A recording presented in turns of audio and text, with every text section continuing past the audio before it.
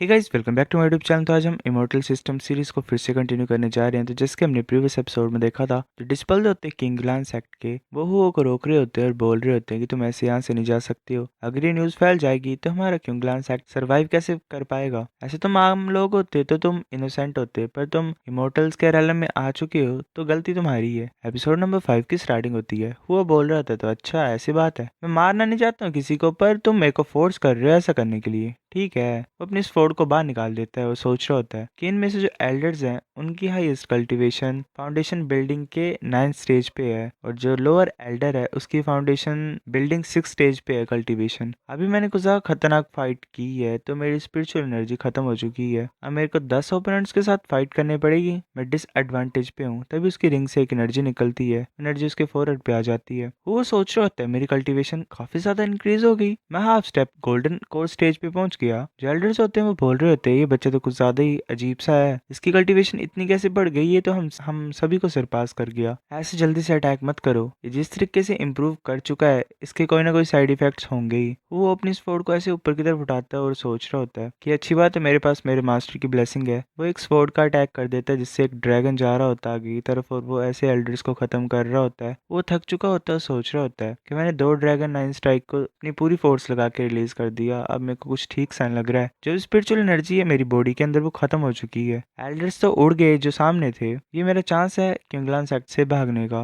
फिर ऐसे जो सेक्ट मास्टर होता है वो अपनी नजर हुओ के ऊपर डालता है। वो सोच रहा होता है कि कुछ ज्यादा खतरनाक प्रेशर मेरे ऊपर पड़ा भी गोल्डन कोर स्टेज के मास्टर की वजह से। वो के मुंह से खून निकल आता है। तभी सेक्ट मास्टर वहां पे पहुंच जाता है और बोल रहा होता है कि किंगलान सेक्ट की रेपुटेशन को हम खराब नहीं कर सकते हैं, मेरे सामने झुक जाओ, हम तुम्हारी जिंदगी को बचा देंगे, मतलब मारेंगे नहीं तुम्हें। वो वहीं पे होता है और बोल रहा होता है कि 10 साल का जो कॉन्ट्रैक्ट था वो मजाक था क्या, जीतूं या हारूं, क्या मैं अलाउड नहीं हूँ तुम्हारे सेक्ट को छोड़ के जाने की। वो बोल रहा होता है अगर ऐसी बात है तो कोशिश कर लो मुझे रोकने की। सेक्ट मास्टर बोल रहा होता है कि तुम बात नहीं मान रहे हो। वो अपनी एनर्जी को यूज करने लगा होता है हुओ की तरफ। एक बहुत बड़ा पाम का अटैक आ रहा होता है हुओ की तरफ। हुओ का मास्टर बोलता है कि हुओ मुझे अपनी बॉडी दो, मेरे डिस्पल तुम्हें कोई भी नहीं रोक सकता है। वो बोलता है मास्टर अगर ऐसी बात है तो ठीक है। उसका मास्टर बोल रहा होता है तुम थोड़ी देर के लिए सो जाओ। वो फिर ऐसे टेक ओवर कर लेता है हुओ की बॉडी के ऊपर। जो सेक्ट मास्टर का अटैक होता है उसकी वजह से एक्सप्लोजन होती है। जैसे वहां से सब कुछ गायब होता है, स्मोक वगैरह, तो सेक्ट मास्टर नोटिस करता है कि हुओ वहां से गायब हो गया होता है। सेक्ट मास्टर बोल रहा होता है कि जाओ हुओ के पास ऐसी सीक्रेट टेक्निक है। ऐसे मैंने सेंस किया कि जाओ हुओ गायब हो गया है, पर मेरी जो डिवाइन कॉन्शियसनेस है वो पता नहीं लगा पा रही है कि उसकी लोकेशन क्या है। वैसे बोलता है कि वो ऐसे अपने डिसिपल्स को ऑर्डर देता है कि 2 एल्डर्स को भेजो ताकि वो एक ग्रुप बनाए और फिर जाओ फैमिली में जाए क्योंगियन माउंटेन में, पूरी जाओ फैमिली को खत्म कर दो। जो एल्डर्स होते हैं वो बोलते हैं ठीक है सेक्ट मास्टर, वहां से चल पड़ते हैं जाओ फैमिली की तरफ। हमें एक केव दिखाई देती है, वो वहां पे बैठा होता है अपनी बॉडी को ठीक करने के लिए। फिर हमें कुछ दिन बाद का सीन दिखाता है जाओ फैमिली के एयर माउंटेन का। जाओली ऐसे ही खड़ा होता है वहां पे, वो 9th स्टेज गोल्डन कोर के पीक पे होता है। जाओली बोल रहा होता है कि आज का दिन ही है जब मैं नेसेंट सोल स्टेज पे पहुंचूंगा। वैसे लास्ट क्रूशियल मोमेंट को कल्टीवेट करने लग पड़ता है और पूरा जो आसमान होता है वो थंडर से कवर हो जाता है। जो जाओ फैमिली के लोग होते हैं वो बोल रहे होते हैं कि कोई भी जाओ फैमिली में नहीं जाएगा अभी, मतलब जाओ फैमिली का कोई भी इंसान है वो रेयर माउंटेन की तरफ नहीं जाएगा। ऐसे जाओली पूरी प्रिपरेशन कर लेता है और एक थंडर गिरती है ऊपर से उसके सर के ऊपर। उस थंडर से जाओली को कुछ भी नहीं होता। फिर ऐसे जो थंडर होती है वो कंटिन्यू होती रहती है। लास्ट में एक रेड कलर की थंडर उसके ऊपर पड़ती है। फिर हमें आधे घंटे के बाद का सीन दिखाया जाता है, जितनी भी थंडर होती है वो खत्म हो जाती है। जो एल्डर्स होते हैं वो ऐसे ही बाकी सभी को बोल रहे होते हैं कि कुछ भी नहीं था, छोटा मोटा थंडर स्टॉर्म था, अब तुम वापस जा सकते हो।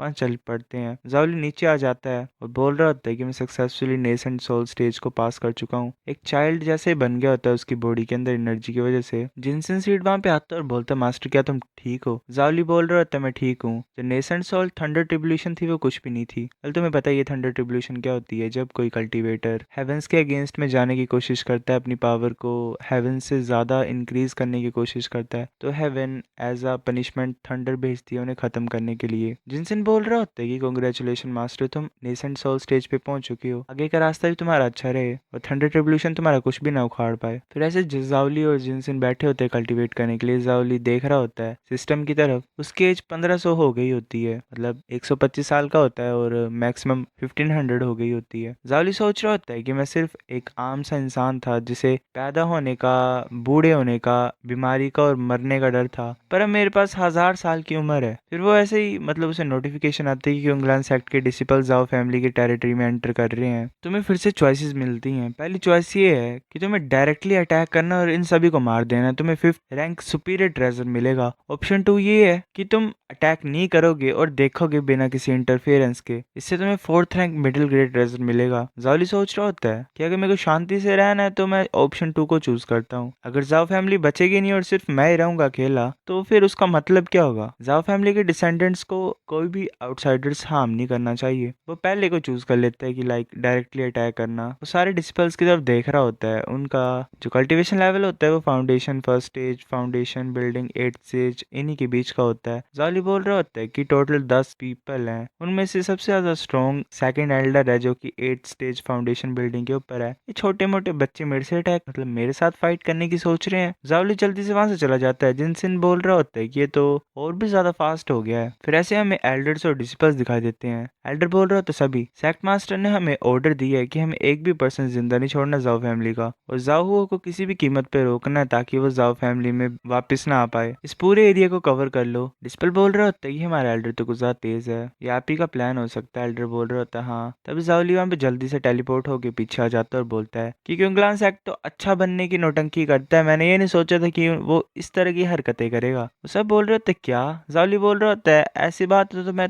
तुम्हें जाने नहीं दे सकता हूँ। सभी अपनी स्वॉर्ड्स को निकाल लेते हैं। एल्डर बोल रहा था तुम कौन हो, तुम्हारी इतनी हिम्मत, तुम इतने गंदे तरीके से बात कर रहे हो। हमारा जो सेक्ट मास्टर है वो पावर फिगर है एक गोल्डन कोड स्टेज पे, तुम्हें जरा भी डर नहीं है कि तुम्हारी जो जीभ है उसके ऊपर बिजली गिर जाएगी? जावली ऐसे अपनी एनर्जी को यूज कर रहा होता है। वो जो सारे लोग होते हैं वो जावली के ऊपर अटैक करने लग पड़े होते हैं अपनी स्वॉर्ड से। एल्डर बोल रहा होता है कि मैं सोच रहा था कि तुम खतरनाक इंसान होगे, पर तुम तो कुछ भी नहीं हो, तुम तो यहाँ पे मरने वाले हो। जावली बोल रहा होता है कि तुम्हारा कॉन्फिडेंस आ कहाँ से रहा है? वैसे अपनी एनर्जी से स्वॉर्ड बना रहा होता है और बाकी सभी डिसिपल्स को खत्म कर रहा होता है। एल्डर बोल रहा होता है चल क्या रहा है, ये फ्लाइंग स्वॉर्ड्स आई कहाँ से? क्या जाओ फैमिली ने कुछ प्लानिंग की थी क्या? वो हमारा इंतजार कर रहे थे कि जैसे हम आएंगे और वो हमारे ऊपर अटैक कर देंगे। डिस्पल बोल रहा होता है कि सेकंड एल्डर पीछे हट जाओ। तभी काफी ज्यादा स्वॉर्ड्स ऐसे बना दी होती है जाओली ने और वो ऐसे ही टोर्नाडो की तरह घूम रही होती हैं आसमान में। जाओली अपना सुपरनेचुरल एबिलिटी स्वॉर्ड कमिंग को यूज कर रहा होता है। एल्डर ऐसे डर के भागने लग पड़ता है और बोलते नहीं जल्दी से भागो, फैमिली हेड को रिपोर्ट करो कि जाओ फैमिली को हम नहीं रोक सकते हैं, ये पर्सन खुद ज्यादा खतरनाक है। वो सब भाग रहे होते हैं। जाओली अपने हाथ को आगे की तरफ करता है और उन सारी स्वॉर्ड्स को उन लोगों के आर पार कर देता है। उसे ऐसे फिर रिवॉर्ड मिल जाता है 5th rank superior treasure azure cloud sword. वो स्वॉर्ड उसके हाथ में आ जाती है। जाओली बोल रहा होता है कि अच्छा है अब मेरे पास 5th रैंक सुपीरियर ट्रेजर है। जाओली फिर ऐसे वापस चल पड़ता है। हमें कुछ दिन बाद क्योंग्लान सेक्ट के काउंसिल हॉल का सीन दिखाया जाता है। सेक्ट मास्टर और बाकी सब वहाँ पे इकट्ठा हुए होते हैं। सेक्ट मास्टर बोल रहा होता है कि कौन है वो, किसकी हिम्मत है हमारे क्योंग्लान सेक्ट के एल्डर को मारने की? ऐसा लग रहा है कि जाओ फैमिली को हम अंडर एस्टिमेट नहीं कर सकते हैं। वो सारे लोग ऐसे अपने सर को नीचे करके खड़े होते हैं। सेक्ट एल्डर बोल रहा होता है कि second Elder 8th stage foundation building पे था और जो डिस्पर्स थे वो फाउंडेशन बिल्डिंग स्टेज पे थे। एक सिंगल अटैक ने उन्हें खत्म कर दिया। मेरे को जाओ फैमिली में जाना पड़ेगा और देखना पड़ेगा कि वो मिस्टीरियस सा पावर हाउस है कौन। फिर हमें ऐसे जाओली दिखाई देता है, वो बैठा होता है, कल्टीवेट कर रहा होता है और बोल रहा होता है कि इस तरह का कल्टीवेशन मेथड अच्छा है, डायरेक्टली मेरी जो कल्टीवेशन स्पीड है वो डबल हो रही है, तो अमेजिंग है। उसके जो अंदर का जो एनर्जी का बच्चा होता है वो भी पावर को अब्सॉर्ब कर रहा होता है। जाओली फिर अपनी पर्सनल इन्फॉर्मेशन को देखता है कि लाइफ स्पैन फिर बढ़ जाती है। वो बोल रहा होता है कि इतनी लंबी लाइफ स्पैन ये काफी होगा, मैं जाओ फैमिली को काफी ज्यादा जनरेशन के लिए हेल्प कर पाऊंगा। फिर ऐसे वो अपनी